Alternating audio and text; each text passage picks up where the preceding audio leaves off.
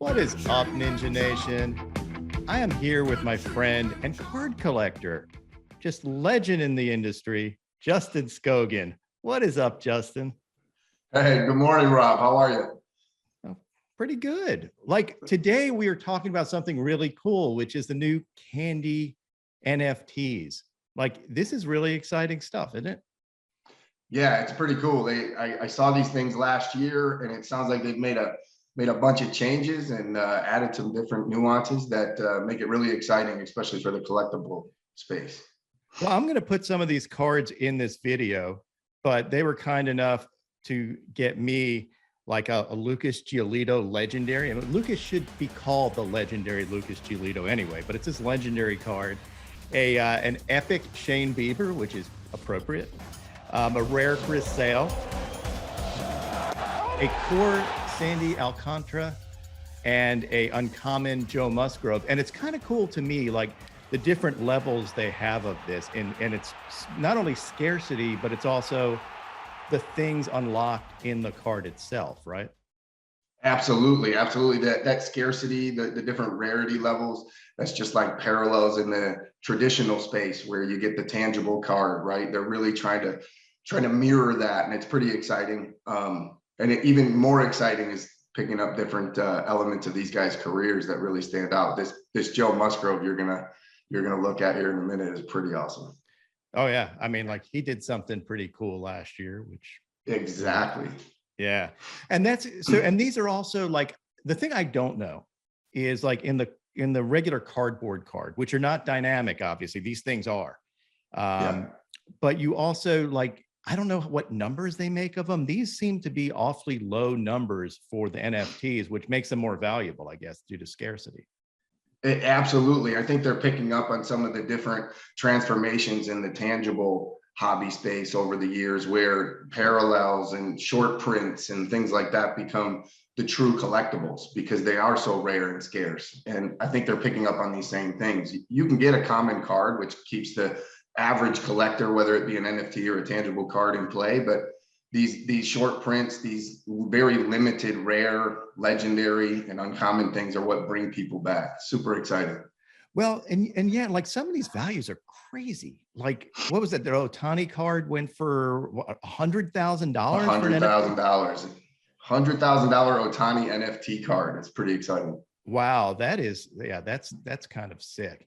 And they're even doing things now with which I really love, like the play of the day. I know that Bobby Witt Jr.'s first hit was really cool, and I saw that show up in my my email, I think, saying that was available, which is really cool. So I mean, I advise you all to go visit candy.com and sign up to their mailing list and all that, so you know when this stuff comes out. And also pay attention to their blog. We'll put a link to their blog. But it is some cool stuff. Like for me, I think like having, someone throws a no-hitter and we do like a pitch of the day for that, or even like someday maybe we can do like PitchingNinja filthiest pitch of the day, sort of the week, something like that, some case struts. Like let's make pitching sexy in the collectible area. We really need to. I know you and I've talked about this in the past, and pitchers are often, I don't want to say ignored, but the home run is king. And filthy pitches and home runs, as far as I'm concerned, those are the same thing, right? They are the same thing. You got it right.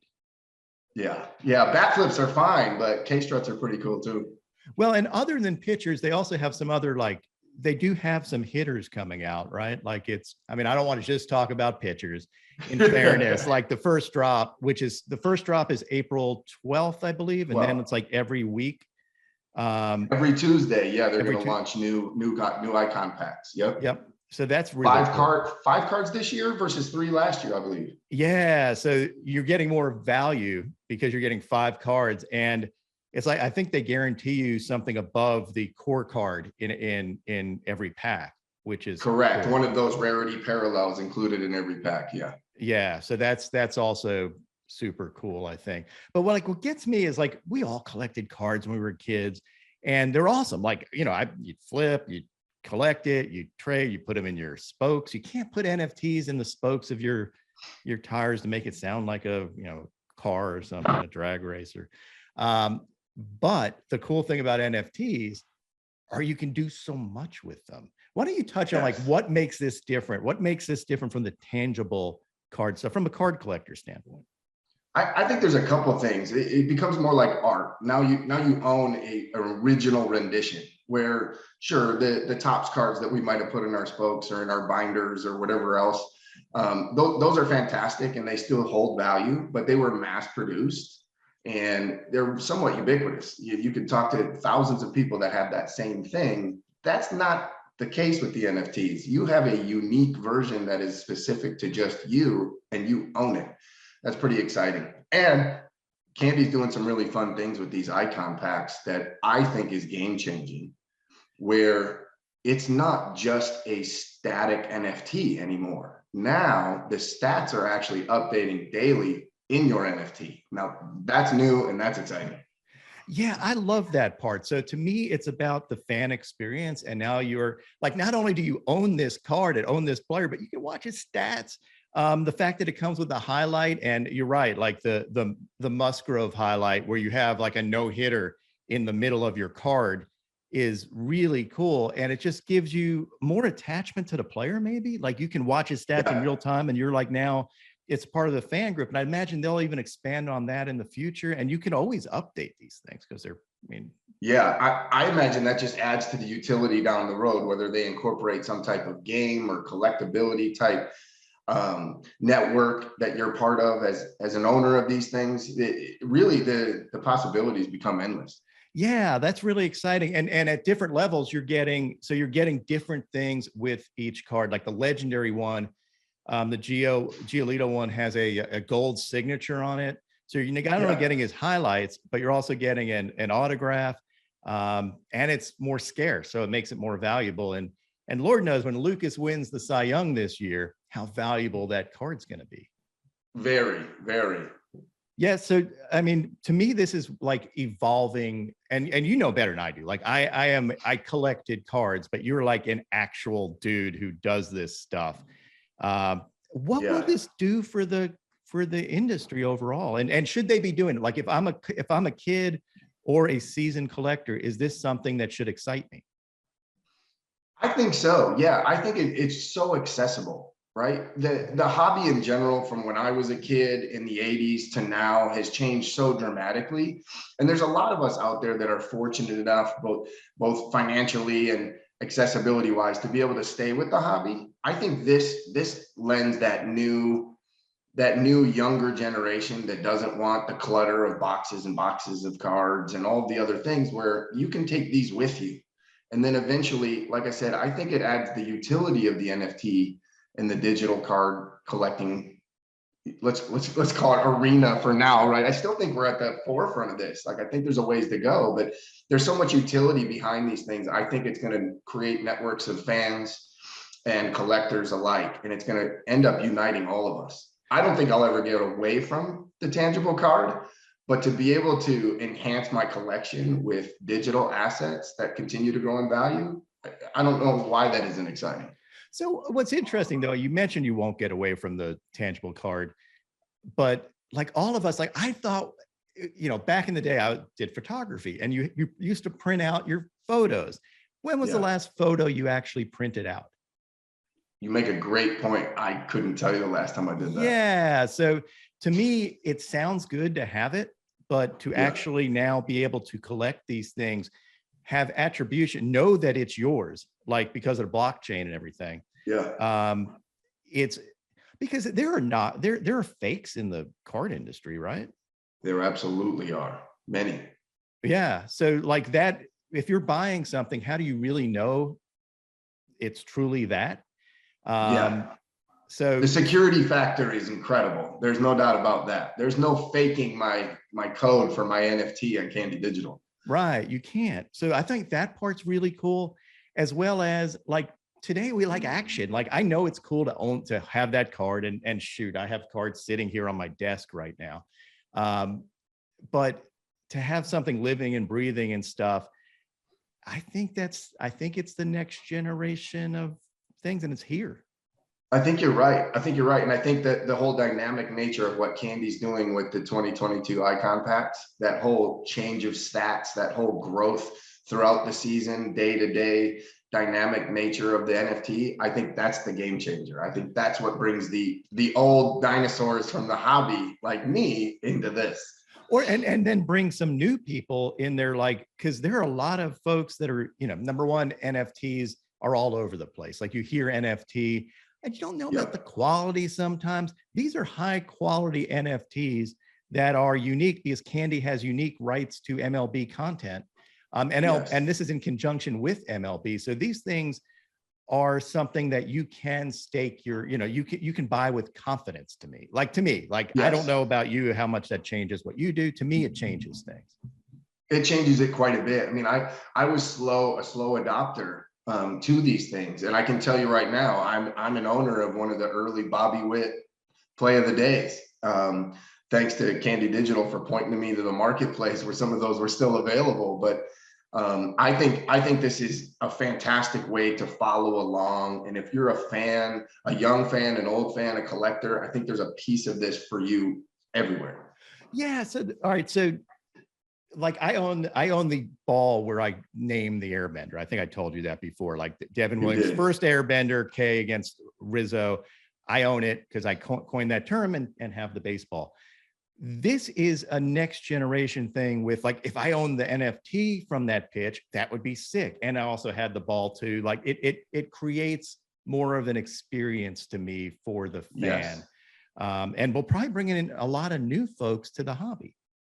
I think so too. I think that thing I mentioned earlier about art, I think we're bridging a gap, right? Art collectors have a portfolio of things.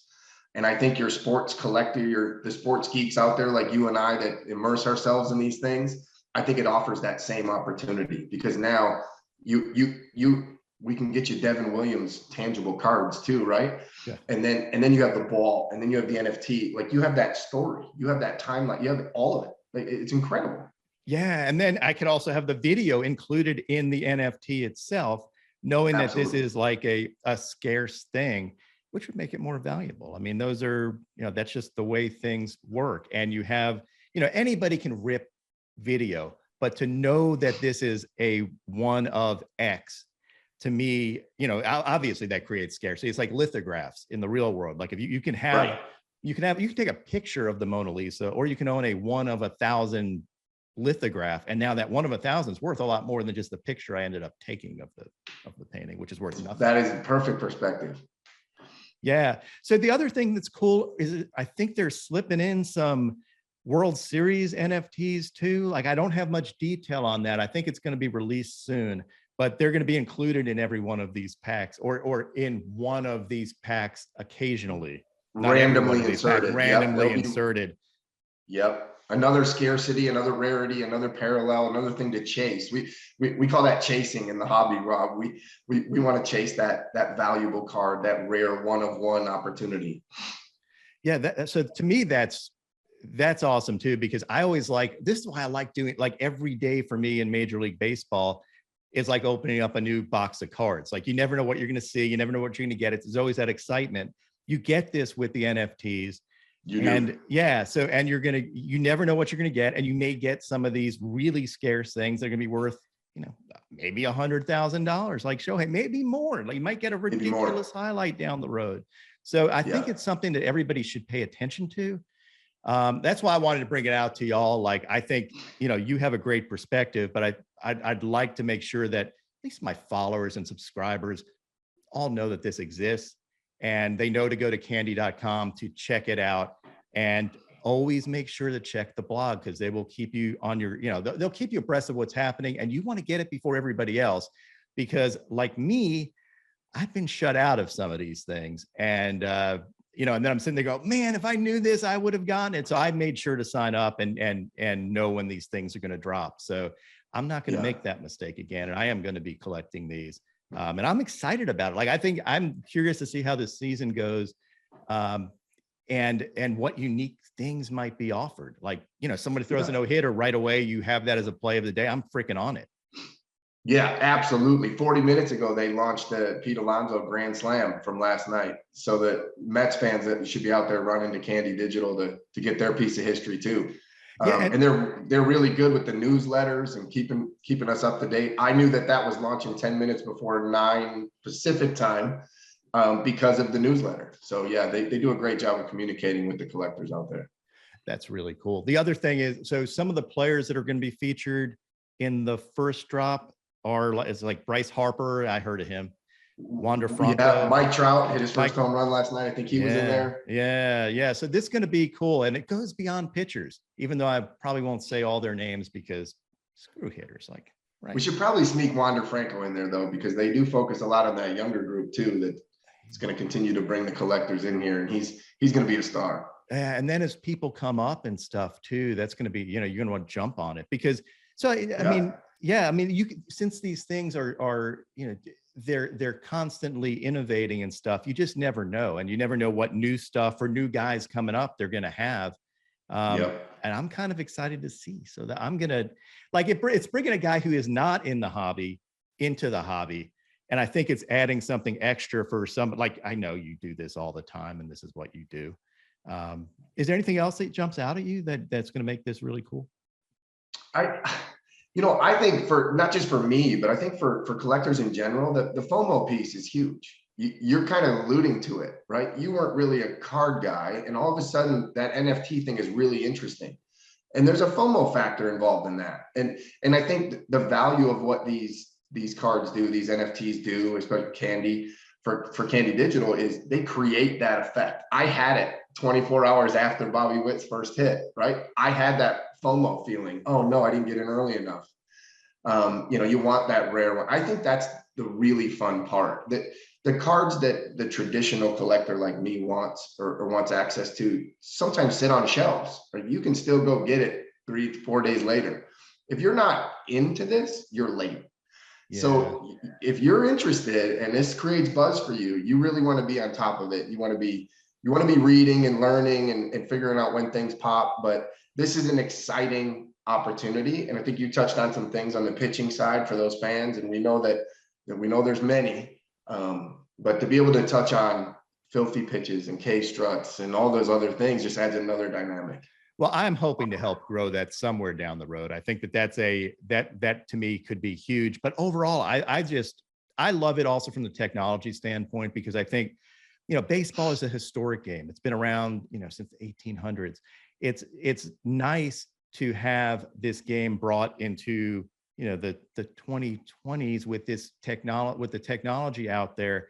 And as a technology guy, and I know you're a technology guy too, with the blockchain and NFTs, and as a video guy too, like, you know me, I love my video clips, and to have it built into a card is like, that's my dream. Now, if we get overlays and stuff, shoot, that could be really sick. But but it already is sick. Like, the artwork they have is really top notch. And, again, I'm looking forward to collecting these things. I hope folks out there find this stuff interesting, as interesting as we do. Like, this is exciting. Absolutely. Stuff. Yeah, absolutely. You want to take a look at a few of them? Well, why don't you tell us what you like about this card, Justin? I just love that it's not just one pitch from one game where Joe Musgrove threw a filthy pitch. I think that's cool too, but this is historic. You are now a piece of the first no-hitter in the 52-year history of the Padres. And you own that. Now, owning his rookie card with an autograph and all those other things, that's fun. I love that. But this takes everything to a new level. And this is what excites me about what Candy's doing in the NFT space. You become you become an ownership piece of this amazing accomplishment in the history of a franchise. Yeah, so I think that is really, like, to me, I love both. Like, I love the idea of collecting these NFTs, these cards of all these players. But I'm also going to be scouring the play of the day stuff. And eventually, hopefully, there will be a lot of pitchers too. And I am going to be snapping those things up, because to me, that's fun. Like, that's what I love about baseball, is those filthy pitches, those historic moments, and to own a piece of that historic moment in a scarce manner that it's, one of X. I mean, that's just like right up my alley. Yeah, I couldn't agree more. Us collectors, we chase the rookie cards, we chase the parallels, the one of ones, the unique moments. That's the tangible world, and the NFT is, as far as I'm concerned, the Candy Digitals are learning that. They're figuring that out. Like I want Julio Rodriguez's NFT of his first hit. Now I have Bobby Witt's. Like I want that pitcher's first start, right? Like pieces of those things, that's what makes this the collectability part of the NFT space really grow. Yeah, like I mean, you know, DeGrom strikes out 20 when he's back, something like that, and you have like the 20th K. You have somebody's 300th strikeout of the season, or a no hitter, or a perfect game, or just a filthy pitch where, you know, dude, you know, a sword or something really cool. Like to me, that's kind of next level stuff, and you can't do that with traditional cards. Like this is yeah, and this is something that the scarcity and the coolness of it, the coolness of actually owning that moment in time, to me is huge. Absolutely. Well, cool. I mean, thanks for coming on, Justin. I really appreciate it. Hopefully everybody out there got something from this, because I just want to make sure y'all are in touch with what's happening and have the opportunity, and don't miss out. If this is something that interests you, make sure to go visit candy.com, sign up, get an account, and collect these things. It's fantastic. Absolutely. Thanks, Rob. I appreciate you including me. And it's always great to talk about the hobby and where we're headed in the future.